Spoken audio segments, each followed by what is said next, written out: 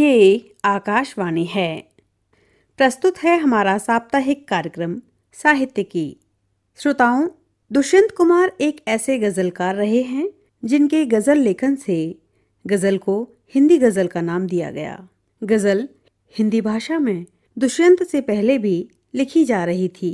भारतेंदु से लेकर जयशंकर प्रसाद निराला, यहाँ तक कि कबीर ने भी गजल लिखी है। पर दुष्यंत की गजलों में क्या ऐसा खास था कि गजल की नई परंपरा चल पड़ी और आज एक समृद्ध विधा के रूप में स्थापित हो चुकी है। आइए सुनते हैं बातचीत दुष्यंत के बाद की हिंदी गजल परंपरा। प्रतिभागी हैं वरिष्ठ गजलकार श्री लक्ष्मीशंकर वाजपेयी और दीक्षित दनकौरी।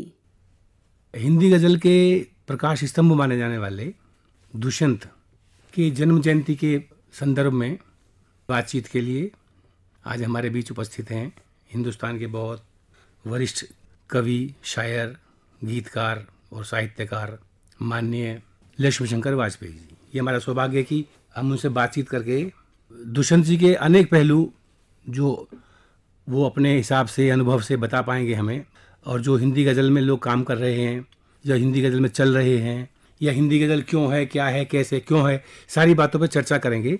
तो सबसे पहले वाजपेयी जी, आपका स्वागत है। मैं ये पूछना चाहूँगा कि आप ये बात बताइए कि दुष्यंत के समकालीन तो बहुत हैं, उनकी उम्र के भी लोग अभी भी जीवित हैं, जैसे बाल स्वरूप राही जी हैं, शेरजंगर कभी गुजरे हैं, उदय भानुवंशी जी भी थे, सूर्यभानुगुप्त जी हैं, अभी भी हैं, बहुत सारे लोग हैं। और ये लोग उस समय भी काम कर रहे थे, गजल पे भी काम कर। ऐसी क्या बात थी कि जो दुष्यंत हुई, दुष्यंत को मील का पत्थर माना गया, दुष्यंत को हिंदी गजल का स्तंभ माना गया, प्रकाश स्तंभ माना गया? ऐसी क्या विशेष बात थी जो इन लोगों के बराबर के काम, बल्कि समकालीन होने के बावजूद इनको थोड़ा सा वो दर्जा प्राप्त नहीं हुआ? दीक्षित दनकौरी जी, देखिए मैं श्रोताओं को बताऊं कि दीक्षित दनकौरी जी ने गज़ल दुष्यंत के बाद के 4 खंड जो है वो बड़ी परिश्रम से वो प्रकाशित हुए इनके, और बड़ा काम किया है। दुष्यंत जी से मेरा संबंध इतना है कि दुष्यंत जी की गज़लें जो सारिका में आईं, जिसकी वजह से सारा जो महल आज हिंदी गज़ल का खड़ा हुआ है, तो वो अगस्त 1976 आपातकाल के दौरान आया था विशेषांक, और वहीं से इसकी शुरुआत होती सारे अभियान की, आंदोलन की। और वही मार्च 1977 की सारिका में मेरी गज़ल छपी थी। और मुझे इस गर्व है इस बात का, और खुशी भी है कि मैं उन गिने चुने लोगों में से हूँ जिन्होंने हिंदी गज़ल को, दुष्यंत जी के बाद वाली गज़ल को अपनाया, और दोनों तरफ से, जिसको कहते हैं ना, आलोचनाओं को झेला। यानी हिंदी वाले कहते थे जब इतनी सारी विधाएं तो ये गज़ल की ज़रूरत क्यों पड़ गई, और उर्दू वाले कहते थे ये हिंदी वाले गज़ल में आएंगे तो पता नहीं गज़ल का क्या होगा। बहरहाल, तो कुल मिला के जो आप सवाल कर रहे थे वो बहुत अच्छा सवाल है, और इस पर बात होनी भी चाहिए। देखिए, दुष्यंत रचनावली का जब समारोह दिल्ली में हो रहा था, नामवर सिंह जी बैठे थे, प्रख्यात आलोचक। तो मैंने क्या कहा था? मैंने कहा था कि देखिए, आज़ाद हिंद फौज नेताजी सुभाष चंद्र बोस ने नहीं बनाई, बन चुकी थी, लेकिन आजाद हिंद फौज को पहचान मिली किससे? नेताजी सुभाष चंद्र बोस से। वही बात है दुष्यंत कुमार जी के साथ। ऐसा नहीं कि दुष्यंत कुमार से पहले कोई हिंदी गजल लिख नहीं रहा था, और बहुत लंबी परंपरा है, लेकिन दुष्यंत जी ने हिंदी गजल को पहचान दिलाई, प्रतिष्ठा दिलाई, और हिंदी गजल स्थापित हो गई, जिसको आप बाकायदा जो अपने 4 खंड हैं उससे आपने साबित कर दिया। और आज की तारीख में हिंदी में 2-4 नहीं, सैकड़ों लोग बड़ी सफलता के साथ गजलें लिख रहे हैं। ठीक है जी, एक बिंदु तो ये रहा। आपका जो बिंदु वो है कि ऐसा क्यों हुआ? ऐसा इसलिए हुआ क्योंकि या तो वो धारा एक उस तरह की है कि बिल्कुल उसमें हिंदी के शब्दों का आग्रह है, जैसे निराला जी ने भी गजलें लिखी हैं और कई लोगों ने लिखी हैं, पर वो उनमें जिसको कहते हैं उद्धरणीयता जब तक नहीं आती तब तक वो बात बनती नहीं। मतलब गजल निराला जी का भाई शेर कितने लोग उद्धृत कर पाएंगे? आप कर पाएंगे? तो गजलें उन्होंने एक दो ने काफी लिखी हैं, लेकिन उनका वो सिर्फ एक जिसको कहते हैं बदलाव के लिए उन्होंने लिख दिया। बाकी उनकी असली कविता तो वही जो उनके गीत हैं, जो भी रचनाएं हैं, उनसे उनकी पहचान है। तो वही वाली बात है, बहुत लंबी श्रृंखला है जो दुष्यंत जी से पहले, उसमें कबीरदास जी का भी नाम आ जाता, हमन इश्क मस्ताना से लेके और कितने नाम मैं गिना सकता हूँ। लेकिन मैंने कहा वो उर्दू की जो गज़ल की परंपरा थी वो उसी के हिसाब से लिख रहे थे। दुष्यंत ने ये किया कि जो गजल, ऐसा नहीं कि वो देखे सरफरोशी की तमन्ना भी गजल है, तो अपवाद के तौर पे या बहुत कम सामाजिक चेतना की चीजें उसमें आती थी, लेकिन उसका अधिकांश जो हिस्सा था उर्दू गजल का वो हुस्न इश्क और वो उस तरह के और जुल्फ और तिल और इस पर केंद्रित था। अब दुष्यंत ने ये किया ना अपनी गजल में, जो आम आदमी का दुख दर्द है वो, और खासकर आपातकाल के दौरान ये विशेषांक आया। आपातकाल हम जानते हैं भारत में कि लोग कैसे आक्रोश था लोगों के मन में, और वो सारी की सारी जो पीड़ा, क्यों सारा जयप्रकाश जी का आंदोलन चला, उसको जैसे एक आवाज दे दी दुष्यंत कुमार ने। कहाँ तो तय था चरागा हर एक घर के लिए, कहाँ चराग मैसर नहीं शहर के लिए, और कितने उनके शेर उद्धृत होते हैं। वो तमाम सारा जो आक्रोश था, यानी एक बूढ़ा आदमी है मुल्क में, या यूं कहे इस अंधेरी कोठरी में एक रोशनदान है, कल मिला था चीथड़े पहने हुए एक बाजार में, नाम जब पूछा तो बोला कि हिंदुस्तान। तो वो जो एक गजल को पूरी तरह से, ये नहीं उनके में भी आता है ना कुछ एक मोहब्बत वाले प्रेम वाले शेर आते हैं, वो नहीं कह रहे, उससे बच नहीं सकते आप, जीवन प्रेम के बिना जीवन कहाँ है, लेकिन मुख्य स्वर जो उनकी गजलों का था वो सामाजिक जो हमारी पीड़ाएं हैं, सरोकार हैं, उनसे जुड़ा था। तो वो एक पहचान बन गई उस समय। उन्होंने सीधे सीधे जो आम आदमी की पीड़ा से गजल को जोड़ दिया, गजल की पूरी, यानी उसका सब कुछ बदल गया गजल का। तो वही दुष्यंत कुमार इस। अच्छा, इसमें एक प्रश्न ये उठता है कि जब आप हिंदी गजल करते हैं, जी जी, तो मतलब इसको डिफाइन करिए आप, हिंदी गजल में स्पष्टता से क्या है? देखिए, बिल्कुल बिल्कुल ये सवाल भी बड़ा चलता है। और अब अभी दीक्षित जी, अभी तो बहुत सारी चीजें जिसको कहते हैं ना ठहर जाना, थिरा जाना, जैसे ना पानी एकदम से बहाव आता फिर ठहर, तो अभी तो बहुत सारी बहसें जो है थोड़ी थोड़ी ठीक हो गई हैं। लेकिन जब मैंने शुरुआत के उन दिनों में, तो आप देखिए पूरे बहसों से भरे पड़े हैं, इतनी बहसें हुई, इतना कुछ हुआ। तो कुल मिला के बात सिर्फ है, लोग कहते हैं ये गजल, हिंदी गजल उर्दू गजल क्या है, ये क्या बात है भाई? मराठी में गजल नहीं है क्या? पंजाबी गजल, सिंधी में गजल नहीं है क्या? और बाकायदा साहित्य में स्वीकृत है। गुजराती गजल आप क्यों कहते हो भाई? गुजराती में गई ना वो गजल, एक विधा जो बाहर से बेशक आई है, लेकिन अब गुजराती में उसका हिस्सा बन गई, पंजाबी में गई उसका हिस्सा बन गई। दोहे को तो नहीं कहते उर्दू दोहा? नहीं, आइडेंटिफाई करना पड़ता है, क्योंकि गजल उर्दू दोहा सुना है आपने कभी? नहीं, सुनिए उर्दू दोहा नहीं, मैं मान ली आपकी बात, लेकिन चूंकि गजल इतने बड़े पैमाने पे आई, उर्दू गजल से ही हम उसको वो पहचान देते हैं। हिंदी वालों ने गजल को जब अपना लिया इतने बड़े पैमाने पे, तो कहीं ना कहीं एक शब्द चल निकला हिंदी गजल, उसमें कोई आपत्ति की बात नहीं। अब गजल वो मान लिया मैंने, लेकिन हिंदी गजल सिर्फ वो है जो हिंदी के कवि लिखते हैं, देवनागरी में लिखते हैं। इसीलिए उत्तर प्रदेश हिंदी संस्थान ने अपनी पत्रिका, उन्होंने देवनागरी का नाम लेके छापा के देवनागरी लिपि वाली गजलों का विशेषण। तो कहने का मतलब ये, जो हिंदी के जितने गीतकार थे, एक दो अपवाद छोड़ दो आप, जितने गीतकार थे बड़े से बड़े गीतकार, वो गजल में चले आए। ठीक है, एक कुछ तो हुआ, एक क्रांतिकारी बदलाव हुआ कि नहीं हुआ एकदम। तो एक विधा आई जो अरबी से फारसी से चलती उर्दू में आई थी, उर्दू की बहुत मुख्य विधा थी, वो हिंदी में जब आई, और हिंदी की बहुत बड़े ऐसे छुटपुट आ जाती, कोई नाम नहीं लेता, कोई जिक्र नहीं करता, लेकिन जिस तरह से वो आई और अभियान बन गई, आंदोलन बन गई, सैकड़ों लोग, सैकड़ों गीतकार जब वो गजल में आ गए, नीरज जी जैसे लोकप्रिय गीतकार हों, एक दो रहे उन्होंने जिद पकड़ के रखी कि वो नहीं, भारत भूषण गीतकार थे, उन्होंने नहीं गजल लिखी, वो छोड़ दीजिए। तो जब हम हिंदी गजल कहते हैं तो इसका मतलब ये कि वही हिंदुस्तानी गजल है, गजल ही है, लेकिन जो हिंदी के कवि लिख रहे हैं इसलिए लिखते हैं। अच्छा, इन्होंने निदा फाजी साहब ने एक बार वो लेख लिखा था, बड़ा चर्चित और वो विवादित रहा। उसका लबो आप ये था कि अगर कमलेश्वर जी इसमें दुष्यंत जी को सारिका में एक विशेषांक निकाल करके ये करके ऐसा वैसा ना करते, तो वो इतना दुष्यंत जी को मान सम्मान और प्रतिष्ठा नहीं मिलती। इसमें आप कहा? नहीं, बिल्कुल सही बात है। तो ये तो वही है, कोई चीज कहाँ से किस तरह से प्रस्तुत की जाती है, उस पर इस पर तो बहुत लोग एतराज करते हैं हिंदी वाले। आप तो पहली बार देखा, मैंने स्वीकार कर रहे हैं। मतलब इसके पीछे कहने का मतलब ये था नेता फाजली साहब का कि वो छपने के कारण मशहूर हो गए। नहीं, देखिए बात वो नहीं, वो भी कमलेश्वर जी की सारिका में जो 5, 2.5, 3, 4 लाख पत्रिकाएं होती, अब तो कोई पत्रिका 1500 से ज्यादा छपती नहीं, उसमें छप गई तो वो मशहूर हो गए। देखिए उनका भाग ये था। नहीं, ठीक बात, देखिए माध्यम की बात होती है, संयोग मतलब सारिका जैसी पत्रिका के माध्यम से लोगों के सामने आ गई, और जो लोग कहना चाहते थे उस समय, जो उनकी आवाज थी करोड़ों लोगों की, उसका उन्होंने सीधा सीधा गजलों के माध्यम से उसको अभिव्यक्त कर दिया ये कोई छोटी बात नहीं हालांकि थी। उर्दू जो गजल वाले लोग हैं उन्होंने उस कसौटी पे तो उनको स्वीकार नहीं किया दुष्यंत जी को। जी जी जी। उसके कारण ही ये वक्तव्य आए कि वो तो सारिका में छप गए साहब, वरना तो ये था, वरना ऐसा नहीं है वैसा।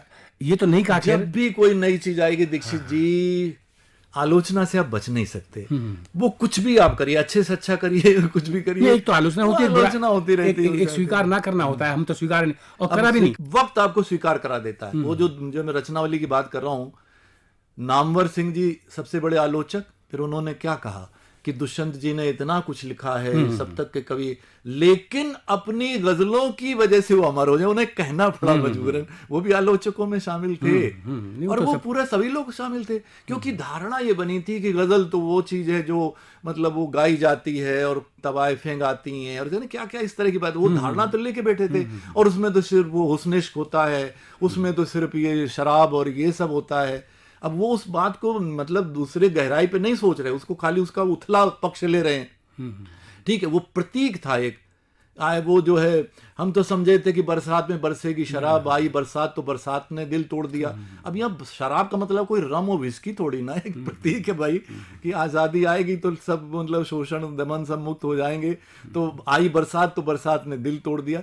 तो वो लोग चीजें वहां से उठाने के बजाय, गहराई में जाने के बजाय एक ले उड़ते हैं और फिर वो उसका वो आलोचना करने लगते हैं। अच्छा, ये जो साय में धूप में 52 गजलें हैं, जी जी, आप क्या समझते हो कि इन गजलों में, देखो जैसा तो गालिब के यहाँ भी, मेरे यहाँ भी, कोई भी हो, इवन तुलसीदास हो, सारा लिखा हुआ कोटेबल नहीं होता, किसी का भी नहीं होता है ना जी। नहीं होता। तो आप क्या समझते हैं कि 52 गजलों में कितनी गजलें या कितने टोटल, मतलब उसकी परसेंटेज क्या है उसकी कोटेबिलिटी की या शेरियत के ढंग से, कि भाई ये है 52 में से मान लो अगर आप कहते हैं 40 गजलें हैं तो मानते हैं, आप कह लो साहब 10 गजलें हैं या 20 शेर हैं।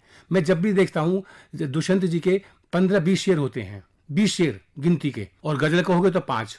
इस दृष्टि से आप क्या समझते हैं कि ये इतना बड़ा नाम हो जाना चाहिए? बात ये है कि तो एक कहानी से अमरगत आदमी, अने कैसे आकाश में सुराख हो नहीं सकता एक पत्थर, तो ये शेर में उर्दू के व्याकरण के हिसाब से ये गलत है ना, इसमें कमजोरी है ना। उस तरह से जाए तो नहीं, वो तो हमने छंद का तो मान लिया, मतलब वही व्याकरण अपनी कहानी छंद का तो हमने मान लिया, हिंदी ने अपने हिसाब से कर लिया, शहर भी कर लिया, नगर कर लिया। जी, शहर उन्होंने कह भी दिया कि हम नगर कर सकते थे, लेकिन शहर में जो ध्वनि आती, बल्कि हमारे तो गोपीचंद नारंग जी आए थे, आप भी थे उस प्रोग्राम में, दुष्यंत के बाद में लोकार्पण हुआ था, तो कह गए थे हिंदी वालों आप शहर को नगर में बांधिए, मैं हूं आपके साथ। गोपीचंद नारंग, कोई दिक्कत नहीं है। तो छंद का तो ऐसा नहीं है, लेकिन वो नहीं, कोटेबिलिटी जी मतलब क्या है कितनी जी। मुझे ऐसे पता है कि गजलकारों की किसी की 15 किताब है, किसी की 20 किताब है, किसी की 40 किताब है, किसी की 8 किताब है। इस दृष्टि से आप क्या समझते हैं? तो उससे क्या होता है, वो शेर कितने हैं उसमें? यही मैं पूछ आपने 20 गजल बने संग्रह आपके निकल गए, लेकिन कोई एक शेर आपका ऐसा हो। मैंने आकाशवाणी के माध्यम से कोशिश की कि भैया उनको पूरा भारत जाने, और फिर भगवान कृपा से उन पे थोड़ा सा वो बार तो उनका सिलसिला शुरू हुआ, मैं उसमें भागीदार बना। अब वो तो बेचारे एक गांव में बैठे रह गए कि ये ज़र्फ भी देखा है तारीख की नजरों ने, लम्हों ने खता की थी सदियों ने सजा। ऐसा शेर है जिसको कितने राष्ट्रपतियों ने, प्रधानमंत्रियों ने उद्धृत किया, लेकिन वो बेचारे उनको कोई नहीं जानता था। वो तो नहीं मुशायरों में कहीं, मुजफ्फर आजमी। जी बिल्कुल आप सही कह रहे हैं। दुष्यंत जी की 52 गजलें में उसमें से 10-12 गजलें बहुत मशहूर, 20-30 शेर बहुत मशहूर। आज की डेट में मुझे भी अनुभव है, 2-4 हजार के आसपास शायरों को जानता भी हूँ, आप भी जानते हैं। मैं समझता हूँ कि तुलना करना तो ठीक नहीं है, लेकिन हिंदी गजल जिसे आप कह रहे हैं, हम कह रहे हैं, वो बहुत आगे निकल गई है। तो अच्छा कहने वाले हैं आज, वो किस मंच पर जाएं, कोई उनको लेके नहीं रहा कहीं भी। आप चैनल पे होता है, चैनल पे आप आ जाओ किसी तरकीब से, जुगाड़ से ऐसे वैसे, तो आपकी कविताएं पहुंच जाएगी। ये जो आप कह रहे हैं, वरना फेसबुक पर डालोगे तो 20-30 लाइक हो गए, बात खत्म हो गई। दीक्षित जी, ये विडंबना हमारे भारत की विडंबना है, पूरे देश की विडंबना है, और हर विधा की है। सही मंच हमारे पास नहीं, जो मंच हैं वहां वो कविता मतलब व्यावसायीकरण हो गया इस समय। व्यावसायीकरण होता तो बुराई नहीं थी। मतलब दीक्षित जी को या बाल स्वरूप राही जी को अगर अपनी कविता सुनाने के लिए अगर 11,000 रुपए मिल जाते तो कोई बुराई नहीं थी, या जो भी मिल जाते 51,000 मिल जाए, 1 लाख मिल जाए, वो बुराई नहीं है। ये तो व्यावसायीकरण थोड़ी हुआ है, ये तो क्या कहें इसको, भ्रष्टाचार अपराध जैसा मामला है कि अपराधी जो हैं जो कविता के हत्यारे हैं, जो कविता को दूषित कर रहे हैं, वो मंच पर सजे हुए हैं। वो चुटकुले सुनाना, लतीफे सुनाना, वाहियात बातें करना, फुहड़ता करना, फिर ताली भीख में मांगना। कवि सम्मेलन का ये स्वरूप मैंने नहीं देखा है। शुरुआत जब मैंने की थी, एक से एक दिग्गज गीतकार, एक से एक बढ़िया रचनाएं होती थी। अच्छा, संगीत की बात आपने की तो ये दुष्यंत जी पर एक ये भी थोड़ा आलोचना कहें, आरोप कहें, लगता है कि उनकी गजलें सिंगेबल नहीं है। वो गाती अलग बात है, गाने को तो सिंगर समाचार भी गा देगा, अखबार भी पढ़ के गा देगा, लेकिन सिंगेबिलिटी कितनी है उनके गजलों में? नहीं है, ये आरोप है, सीधा सीधा आरोप है। वो सामाजिक सरोकारों से जुड़ी, और वो उस तरह का, सुनिए, जो हमारी आम जनता है वो तो बदली नहीं है। वो तो जो गजल और गीत, इसकी तो आत्मा है ना, संगीत, और वो उसमें है नहीं। हम तो साहब सिर्फ कोटेबिलिटी की बात कर रहे हैं। आप या तो ये मानिए कि नहीं है, उसमें है तो कम है। हाँ, नहीं भाई, सामाजिक सरोकार वाली जब गजल, उनकी गजल वो आशा भोसले ने गाई तो है। गाने को तो समाचार पर सा थरथराता हूँ, तू किसी रेल से गुजरती है, तो वो ठीक है। कुछ जो गजलें थी वो गाई गई हैं, और कुछ ये सामाजिक सरोकार वाली गजलें कुछ लोगों ने ढपली से गाते हैं, हिम्मत जुटाई है। हिम्मत नहीं, वो नुक्कड़ नाटक का छोड़, ढपली वाले गाते हैं। नहीं, जो अच्छे अच्छे गायक हैं। क्रांतिकारी अहमदाबाद में एक गायक थे, आकाशवाणी से, वो टॉप ग्रेड, ए ग्रेड है। उन्होंने तो आदत बना रखी कि वो उस तरह की ही गजलें गाते हैं। ये हिम्मत लोग ने, क्योंकि बाहर नहीं आते। वो ढर्रा क्या है दीक्षित जी, लिखने में भी वही ढर्रा हम देखते हैं कि आप अभी भी जुल्फों से बादल बनाए चले जा रहे हो। 1 लाख लोग जुल्फों से बादल बना चुके, अब जुल्फें बची कहाँ है, लेकिन बादल बन रहा है। नहीं, उसमें ये है ना जी कि जैसे गजल शब्द सुनते ही, अब ये तो देखो, मान लो कार में किसी ने सीडी लगा रहा है, वो सुन रहा है, अब वो तो ये तो है नहीं कि व्यक्तिगत आलोचना है, इसे गा भी दिया, इसे सुनेगा क्या एक आदमी? नहीं, वो सही बात कह रहे हो, गा तो देगा, वही मैं कह रहा हूँ। लेकिन जब गजल सुनने के लिए जब आदमी होता है तो गजल, ये तो मानना पड़ेगा आपको, जैसे गीत में है, गीत भी हुए, क्रांतिकारी गीत भी हुए, सब कुछ हुआ है, लेकिन उसकी एक कोमलता है, उसकी एक विशेष आकर्षण है गजल में और गीत में, वो दुष्यंत में नहीं है। बात ये ना, अगर दुष्यंत जी को ईश्वर थोड़ी लंबी उम्र देता तो ये चीजें निकल जाती जब, और वो सुकून का माहौल उन्हें मिलता। तो ऐसा उन्होंने इतनी खूबसूरत प्रेम कविताएं लिखी, आप उनकी कविताएं पढ़िए। तो वो एक संयोग की बात है कि उनको लंबी उम्र मिली नहीं। उस गजल को आप सिर्फ एक साहित्य का हिस्सा मानिए, एक पोइट्री फॉर्मेट मानिए, काव्य विधा मानिए। अगर उसको गाने की तरफ चले गए फिर मामला बिगड़, क्योंकि गाने में कौन सी चीजें गाई जाती हैं? 99% इश्क मोहब्बत वाली गजलें गाई जाती हैं। तो सीधी सी बात है उसमें कि जी वहाँ उस तरह की गुंजाइश ही नहीं। तो ये तय हुआ, एक तो ये तय हुआ कि उनके सिंगेबिलिटी नहीं है, नहीं या कम है, या गा दी, जबरदस्ती गा दी तो गा दी। और चूंकि गजल जो है ना, जहां तक मैं समझता हूँ, गजल अन्य विधाओं से क्यों अलग है, ये करुण रस की चीज है असल में। बिल्कुल। अगर आप सामाजिक सरोकार भी कर रहे हैं तो भी उसके पीछे आपको कहीं ना कहीं कोई करुणा आपके पीछे है। बिल्कुल है। अब उसमें अगर उसमें मसाल ले लोगे ना हाथ में, तो दिक्कत क्या हुई है तो करुणा, और कर रहे हैं हम मसाले के बाद, ढपलीले के बाद। तो वो जो करुणा जो दुष्यंत जी की थी, वो करुणा उनके जो शेर है उसमें झलकती है। पीर हो गई है, पीर पर्वत, ठीक है, इसे गा भी लो तो भी, या गाओ या मत गाओ, तो करुणा तो जरूरी है गीतों में भी और गजलों में भी। और वो करुणा सिर्फ, मुझे लगता है कि सामाजिक सरोकारों के कारण ही समाज में उनकी प्रतिष्ठा बढ़ी, या कोटेबिल हुए, या उनके शेर हर मौके पे राजनीतिक भी लोग भी और सामाजिक लोग भी और धार्मिक लोग भी सब सुनाते हैं। इस बारे में आपका क्या कहना है? जो दुष्यंत जी की गजलें हैं, उसको हम सिर्फ और सिर्फ एक पोइट्री फॉर्मेट, एक हमें नया मतलब चल तो रहा था, लेकिन वो एक व्यापक रूप उसने ले लिया। और फिर उसमें सैकड़ों रचनाकार आए, और उन्होंने हिंदी गजल को इसलिए अपना लिया क्योंकि उसमें गजल में जो सुविधा मिलती है कि आप एक ही गजल के कई शेरों में कई विषय ला सकते हो। और वो चूंकि इंस्टेंट होता है कि 2 लाइन में आपने अपनी बात कह के जो है आपने श्रोताओं को पकड़ लिया। इसलिए आज की तारीख में जितने कवि सम्मेलन आप सुनोगे उनमें गजल ही प्रमुख होगी। जितनी पत्रिकाएं देखो जिनमें छपा रहता था कि कृपया गजलें और चुटकुले न भेजें, मैंने वो झेला है। मेरी वापिस आई है हम नहीं छापते। हाँ, तो मैं छापते ही नहीं, मतलब इतना था। तो उसको आज बतौर पोइट्री फॉर्मेट ही हमें देखना चाहिए। गाना तो वो ठीक है, गजल के साथ लोग गाते हैं, नहीं अच्छा वही ढर्रा जो चलता है उसको आदमी तोड़ नहीं पाता। अब दुष्यंत जी की हो या किसी की हो, जब इस तरह की गजलें गाई जाती हैं तो उनको ऑडियंस भरपूर पसंद करती है। एक मेरी गजल है कि पूरा परिवार एक कमरे में, कितने संसार एक कमरे में, उसको गायक गा रहे हैं और बाकायदा मुंबई, कम से कम दिल्ली में तो बहुत। ऐसा नहीं कि लोग पसंद नहीं करते, लोग हिम्मत नहीं, जो एक जो ढर्रा बन जाता है, लोग उससे बाहर नहीं आना चाहते, और गायक भी इतनी हिम्मत नहीं जुटा पाते क्योंकि उनके उस्ताद ने सिखाया, तो उनके उस्ताद ने वो फिर उनके उस्ताद ने वही सिखाया था, वो चलता ढर्रा चला रहा है। तो इस चर्चा में एक बात तो ये तय निकल के आई कि प्रतिभा के साथ साथ आपको अगर मंच मिल जाए तो सोने पर सुहागा हो जाता है। रेशमा से बढ़िया उदाहरण क्या होगा? हाँ। पाकिस्तान की महान गायिका बंजारन थी। कोई नहीं जानता था।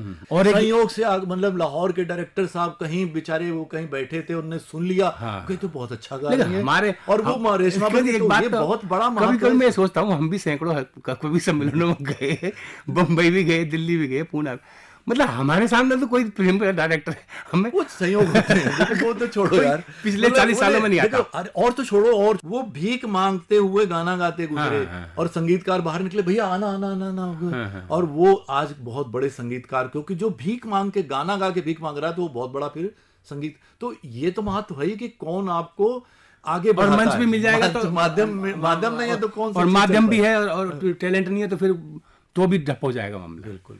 इसके पहले कि हम चर्चा खत्म करें, 2-3 बातों सूत्र रूप में कहना बहुत जरूरी है। एक ये कि देखिए, अभी भी कुछ लोग हैं जो हिंदी गजल में वो वही पैमाना चाहते हैं उर्दू गजल वाला। मैं इससे असहमत हूं। जब कोई विधा दूसरी भाषा में आएगी तो रूप बदल लेगी। हाइकू जापान की आई तो उसमें खाली प्रकृति नहीं, भारत में आई तो उसमें भी सामाजिक सरोकार हैं। घर घर में डाइनिंग टेबल मिलेगी, लेकिन आप अप्रेन पहन के बैठते हो क्या? आप छुरी कांटे से ही खाते हो क्या? चीजें बदल जाती हैं, स्वरूप बदल जाता है। जो तमिलनाडु का डोसा जो आप खाते हो जम्मू में नहीं मिलेगा आपको। तो ये जो कट्टरता है, आखिरी में मैं सिर्फ इसका विरोध करना चाहूंगा। चलिए, वाजपेयी जी की इस बात को में भी दम है कि कट्टरता नहीं होनी चाहिए, और कट्टरता होनी भी चाहिए तो कितनी होनी चाहिए, इस बात में अब कभी अलग से भी देखा जाए इस विषय पर ये।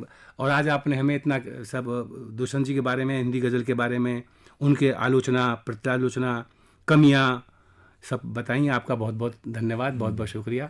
धन्यवाद। दुष्यंत के बाद की हिंदी गजल परंपरा। अभी आप ये परिचर्चा सुन रहे थे। प्रतिभागी थे वरिष्ठ गजलकार श्री लक्ष्मी शंकर वाजपेयी और दीक्षित दनकौरी। और आइए अब सुनते हैं पुस्तक समीक्षा। प्रस्तुत कर रहे हैं वरिष्ठ समीक्षक श्री उमाशंकर मिश्र। पहली पुस्तक है कुल का कल हैं बेटियां। हमारे देश में कन्याओं को देवी स्वरूप माना जाता है।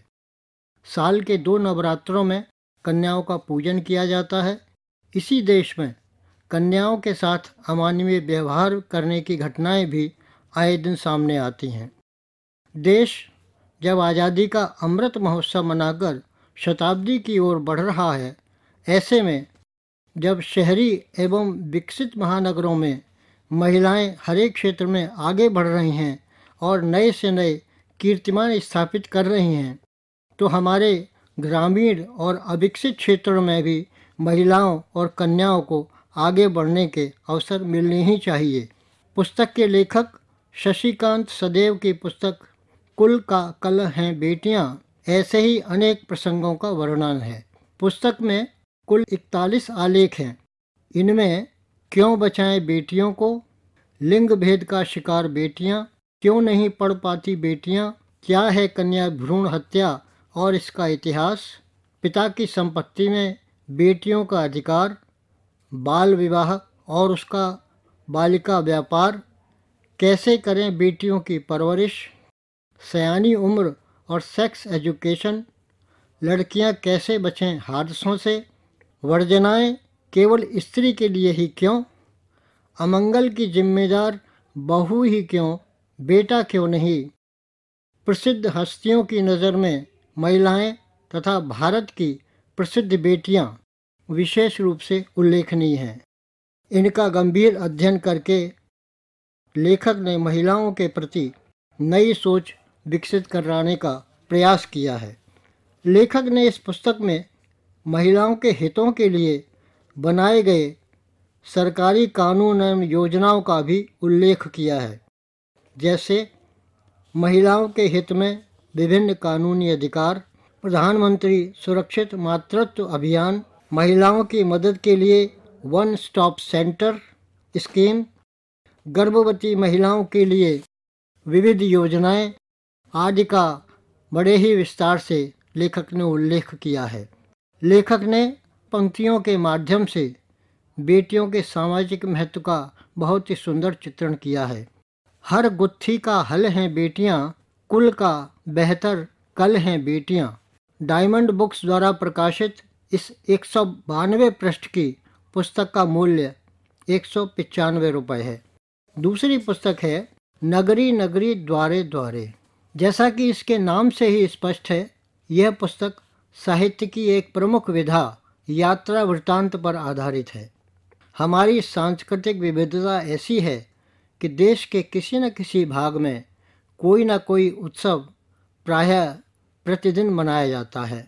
ऐसे सभी उत्सवों, मेलों आदि के आधार हैं हमारे विभिन्न तीर्थ स्थल, जहाँ की यात्राएं अनेक प्रकार के अनुभव के साथ धार्मिक एवं सांस्कृतिक तृप्ति प्रदान करती हैं।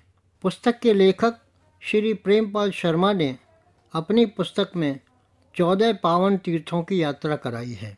श्री जगन्नाथपुरी, अयोध्या, कोणार्क सूर्य मंदिर, मोक्षपुरी द्वारका, सौराष्ट्र के विभिन्न तीर्थ स्थल, श्रीनाथ द्वारा, मथुरा का श्री गोवर्धन, महाकाल उज्जैनी, जूनागढ़ डाकोर, राजपूताना क्षेत्र और तीर्थराज चित्तौड़ आदि। पुस्तक की भूमिका में श्री प्रकाश मनु ने धरती की गंध से सराबोर हैं ये यात्रा संस्मरण में उचित ही कहा है कि यात्रा वृत्तांतों का जादू देर तक मन में रहता है और वो एक दुनिया से दूसरी दुनिया में हमें ले जाते हैं। इस पुस्तक में जिन जिन पावन स्थलों का वर्णन लेखक ने किया है, उसमें वहाँ के भूगोल व इतिहास का भी सजीव परिचय कराकर सोने में सुहागा के काम किया है। इसके साथ ही वहाँ के रहन सहन, खान पान, पहनावा आदि का भी रोचक शैली में वर्णन किया गया है। इन सभी वृत्तांतों के बीच बीच में प्रमुख तीर्थ स्थानों के चित्र भी दिए गए हैं।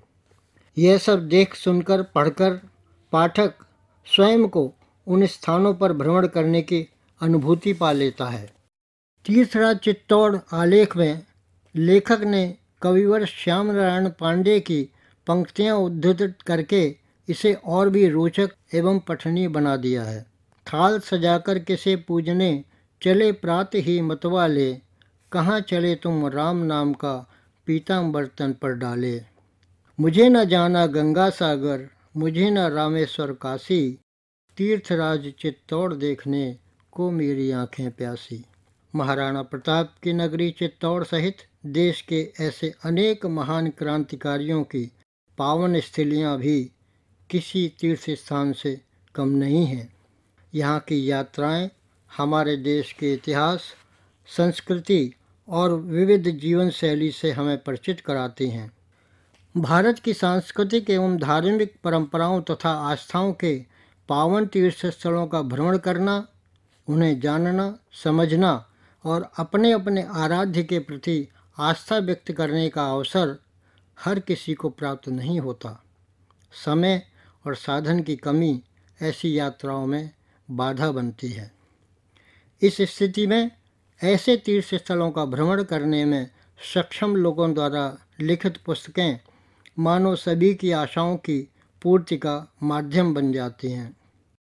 भले ही आधुनिक तकनीक ने ऐसी यात्राओं को घर की चार दीवारी तक पहुंचाकर इसे और भी सुलभ बना दिया है, इसके बावजूद किसी लेखक द्वारा रचित यात्रा वृत्तांत से जो तृप्ति मिलती है, वह दृश्य श्रव्य माध्यम से प्राप्त सुख को और भी बढ़ा देती है। लेखक की यह पुस्तक नगरी नगरी द्वारे द्वारे इस दिशा में एक महत्वपूर्ण प्रयास है। नमस्कार बुक्स द्वारा प्रकाशित 248 पृष्ठीय सजिल्त पुस्तक का मूल्य 500 रुपया है। अभी आप पुस्तक समीक्षा सुन रहे थे। प्रस्तुत कर रहे थे वरिष्ठ समीक्षक श्री उमाशंकर मिश्र। इसी के साथ साहित्यिकी का ये अंक अब यहीं संपन्न होता है। प्रस्तुति सहयोग वंदना, प्रस्तुतकर्ता राम अवतार बैरवा।